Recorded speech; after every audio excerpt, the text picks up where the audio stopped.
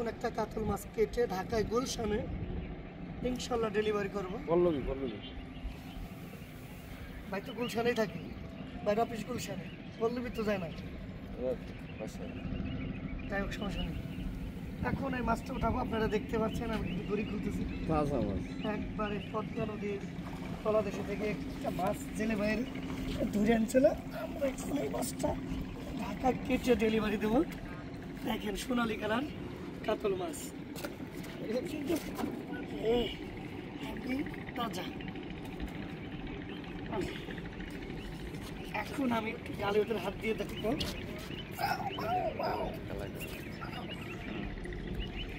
এটা হচ্ছে পদ্মা নদীর কাতল মাছ, যারা বলে। আপনারা দেখতে পাচ্ছেন আমি কিন্তু ধরেই নেই, গালে ওদের হাত দিয়েছি। মাছই কিন্তু কামড়টা ধরে রেখেছে আমাকে, আমি কিন্তু মাছ ধরি নেই। কাতল মাছের গালের ভিতরে হাত দিলে কাতল মাছই হাত এরকম ঝুলে দিয়েছে, কিন্তু দেখছেন